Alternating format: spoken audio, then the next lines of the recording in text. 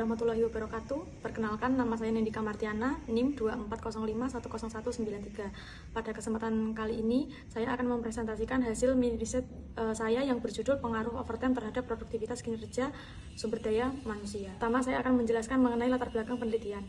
Di era persaingan bisnis yang semakin ketat, perusahaan dituntut untuk meningkatkan produktivitas dan mencapai target yang telah ditetapkan. Salah satu cara yang sering dilakukan perusahaan adalah dengan menerapkan sistem lembur atau overtime kepada karyawan ketika beban pekerjaan meningkat. Overtime memang dapat membantu perusahaan menyelesaikan pekerjaan yang mendesak dan memenuhi target produksi. Namun, apabila dilakukan secara terus-menerus tanpa pengaturan yang baik, overtime dapat menimbulkan kelelahan fisik maupun mental.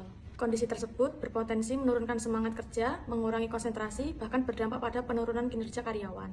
Rumusan masalah dalam penelitian ini adalah apakah overtime berpengaruh terhadap kinerja sumber daya manusia, dan tujuan penelitian ini adalah untuk mengetahui ada atau tidaknya pengaruh overtime terhadap kinerja sumber daya manusia, sehingga hasil penelitian dapat menjadi bahan pertimbangan bagi perusahaan dalam mengelola jam kerja karyawannya. Selanjutnya, saya akan menjelaskan variabel penelitian. Penelitian ini menggunakan dua variabel.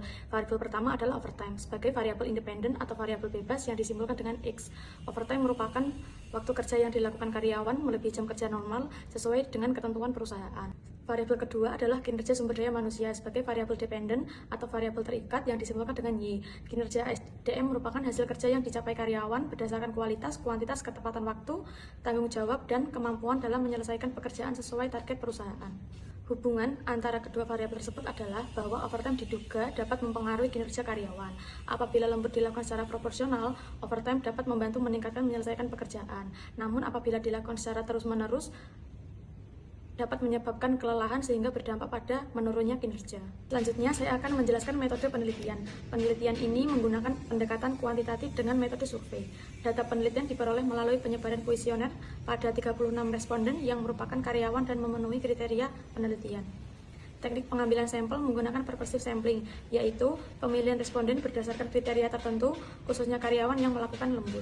Variabel overtime terdiri dari 10 indikator pernyataan, sedangkan variabel kinerja sumber daya manusia terdiri dari 12 indikator pertanyaan. Setelah data terkumpul, data dianalisis menggunakan aplikasi IBM SPSS Statistik melalui beberapa tahapan, yaitu analisis deskriptif, uji validitas, uji reliabilitas, uji normalitas, uji heteroskedastisitas, analisis regresi linear sederhana, uji T, dan koefisien determinasi. Berdasarkan hasil analisis deskriptif, diketahui bahwa variabel overtime memiliki nilai rata-rata sebesar 32,64, sedangkan variabel kinerja SDM memiliki nilai rata-rata sebesar 40,53. Seluruh item pertanyaan pada kedua variabel dinyatakan valid dan reliable, sehingga instrumen penelitian layak digunakan dalam penelitian.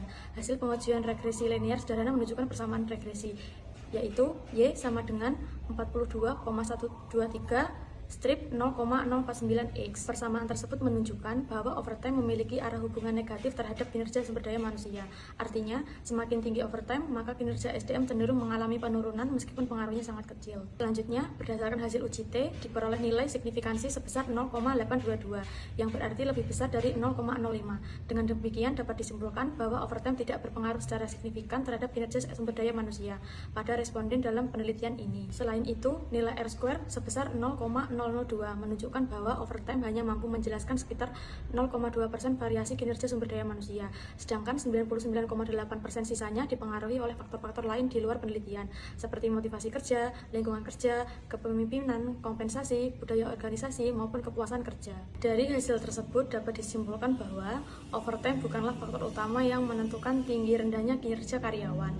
Oleh karena itu, perusahaan tidak hanya perlu memperhatikan jam lembur, tetapi juga harus memperhatikan kesejahteraan karyawan, pemberian motivasi, lingkungan kerja yang nyaman, serta sistem manajemen yang baik agar kinerja karyawan tetap optimal. Penelitian ini diharapkan dapat memberikan manfaat baik secara teoritis maupun praktis. Secara teoritis, penelitian ini dapat menambah referensi dalam bidang manajemen sumber daya manusia mengenai hubungan antara overtime dan kinerja sumber daya manusia. Secara praktis, hasil penelitian ini dapat menjadi masukan bagi perusahaan dalam menyusun kebijakan mengenai pelaksanaan lembur agar tetap memperhatikan produktivitas sekaligus kesehatan karyawan. Demikian pemaparan hasil mini riset yang dapat saya lakukan. Terima kasih atas perhatiannya Ibu dosen. Mohon maaf apabila terdapat salah kata dalam penyampaiannya. Saya akhiri. Wassalamualaikum warahmatullahi wabarakatuh.